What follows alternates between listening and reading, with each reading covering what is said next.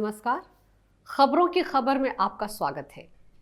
बढ़ने वाली हैं अब बॉलीवुड स्टार्स की दिक्कतें। जल्द ही वो सारे फिल्मी सितारे जो एनसीबी के दफ्तर में पूछताछ के लिए हाजिरी लगा चुके हैं, उन सब पर फिर से एनसीबी का शिकंजा कसने वाला है। अर्जुन रामपाल को फिर से एनसीबी ने 16 दिसंबर को बुलावा भेजा था, लेकिन उन्होंने निजी कारणों का हवाला देते हुए 22 दिसंबर को पेश होने की इजाजत मांगी है। अब सच में निजी कारण ही वजह है या नहीं? अर्जुन रामपाल कहीं डर तो नहीं गए हैं?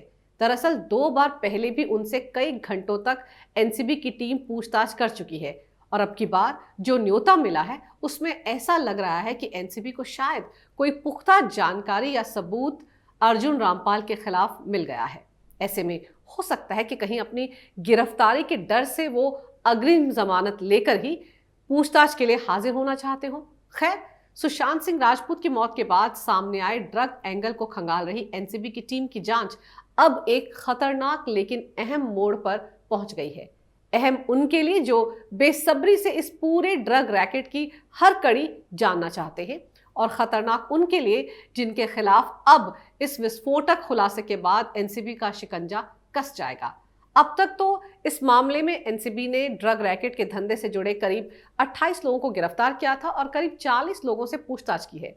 कईयों के घरों और दफ्तरों पर छापे मारे गए, लेकिन अब इन लोगों से जब्त किए गए फोन्स, लैपटॉप्स के बोलने का वक्त आ गया है। जी हां, अहमदाबाद की फॉरेंसिक लैब में करीब 85 इलेक्ट्रॉनिक गैजेट्स में छिपे डेटा को खंगालने का काम जोर शोर से चल रहा है। एनसीबी ने इन सब गैजेट्स को वहां पर भेजा है। इनमें कई मोबाइल फोन्स, लैपटॉप, टैबलेट और पेन ड्राइव शामिल हैं। अब इन्हीं गैजेट्स में छिपे राज खंगाले जा रहे हैं। खबर तो यह है कि करीब 40 गैजेट से डाटा रिट्रीव भी कर लिया गया है और शायद इसीलिए अर्जुन रामपाल को फिर से बुलावा भेजा गया है और इसीलिए वो मोहलत मांगते नजर आ रहे हैं। इन गैजेट्स में रिया चक्रवर्ती, शौविक चक्रवर्ती समेत सारे ड्रग पेडलर्स, अर्जुन रामपाल, फिरोज नाडियावाला, दीपिका पादुकोण, करिश्मा प्रकाश, सारा अली खान, श्रद्धा कपूर, रकुल प्रीत, भारती सिंह और उनके पति हर्ष लिचंबिया समेत जितने भी लोगों को एनसीबी ने पूछताछ के लिए तलब किया था, जितने भी लोगों के घरों पर छापा मारा गया था, उन सब के सारे इलेक्ट्रॉनिक गैजेट्स को एनसीबी ने जब्त कर लिया था। वो सभी अहमदाबाद की फॉरेंसिक लैब में भेजे गए हैं। दरअसल इन गैजेट्स से डिलीट किए जा चुके डेटा को रिट्रीव करना एनसीबी के लिए एक बहुत बड़ी चुनौती है। इस डेटा में व्हाट्सएप पर डिलीट की गई ड्रग चैट्स के साथ साथ मैसेज और किसने किस वक्त किससे बात की, ये तमाम बातें जानना एनसीबी के लिए बहुत जरूरी है। एनसीबी की जांच का सारा दारोमदार अब इसी डेटा पर आकर टिक गया है। एनसीबी इस डेटा को पाने के लिए किस तरह से मशक्कत कर रही है, किस कदर बेताब है, इसका अंदाजा इस बात से लगाया जा सकता है कि इस डेटा के लिए एनसीबी ने इजराइल से भी एक खास तरह का इक्विपमेंट मंगवाया है। इस इक्विपमेंट की मदद से इन तमाम इलेक्ट्रॉनिक गैजेट से डिलीट किए गए पूरे डेटा को निकाला जा रहा है।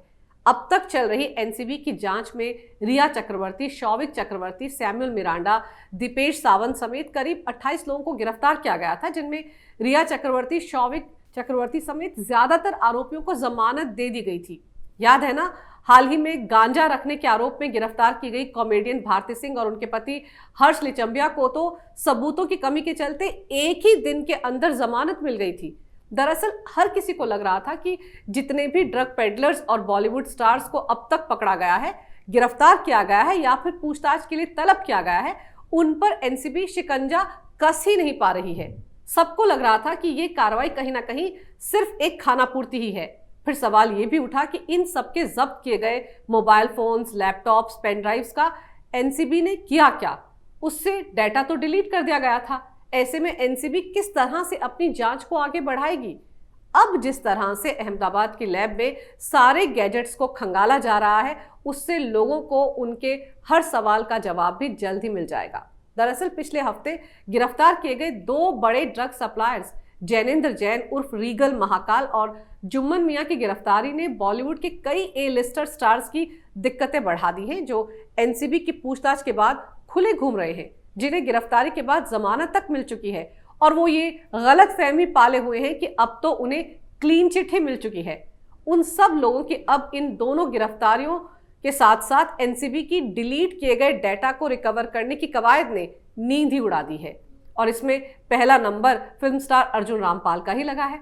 दरअसल अर्जुन रामपाल की दिक्कत यह है कि उनकी अफ्रीकन गर्लफ्रेंड गैब्रिएला का भाई इस पूरे ड्रग सिंडिकेट का अहम हिस्सा है।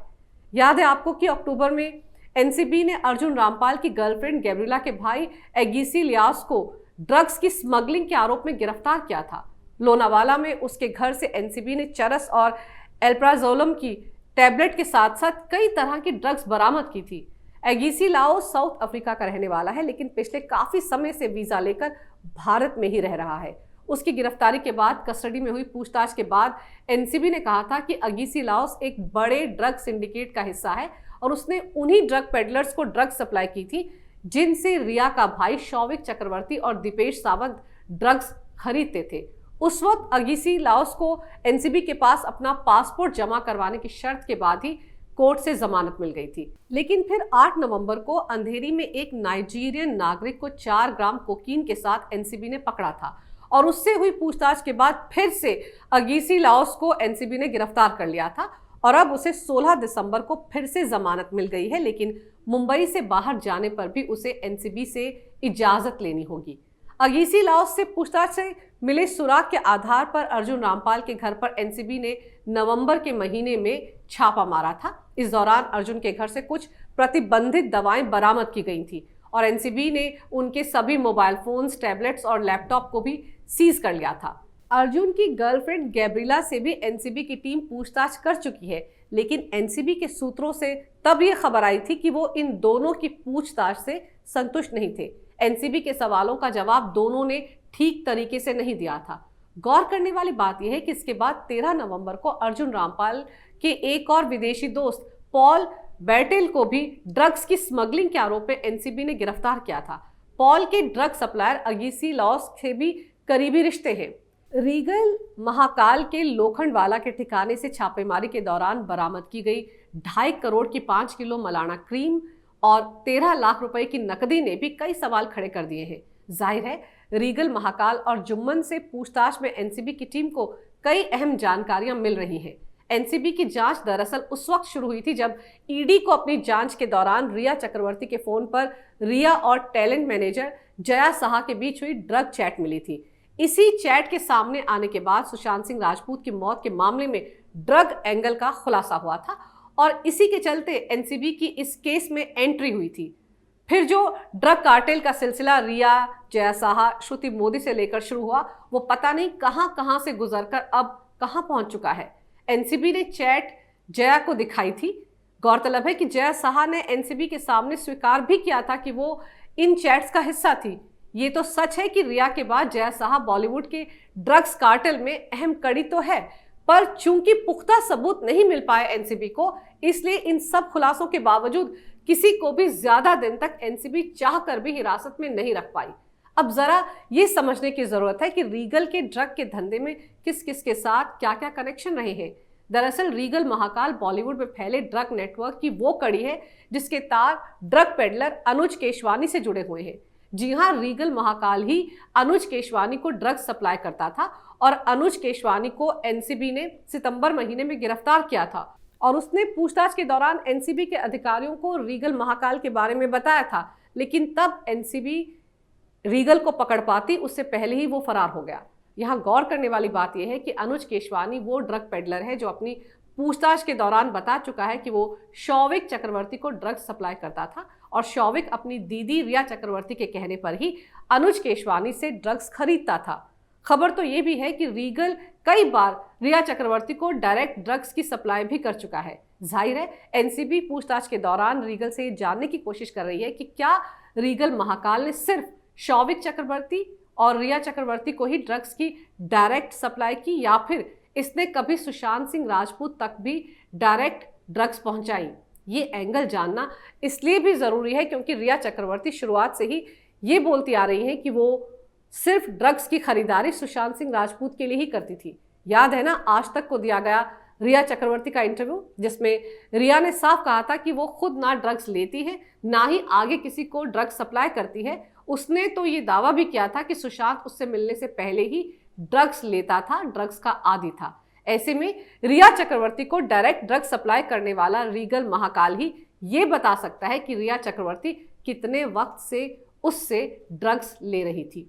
क्या वो सुशांत से दोस्ती से पहले भी रीगल के संपर्क में थी? क्या वो सुशांत से दोस्ती से पहले भी रीगल से डायरेक्ट ड्रग्स खरीद चुकी है, या फिर सुशांत से दोस्ती के बाद ही वो रीगल महाकाल के संपर्क में आई? और इस दौरान उसने कितनी बार, कितनी मात्रा में, कौन कौन सी ड्रग रीगल से डायरेक्ट खरीदी या फिर अनुज केशवानी के जरिए खरीदी? सबसे बड़ा सवाल यह है कि रिया ने उन ड्रग्स के कितने पैसे चुकाए, कैश दिया या फिर किसी कार्ड का इस्तेमाल किया? और क्या कभी सुशांत के कार्ड्स का इस्तेमाल भी ड्रग्स खरीदने में किया गया?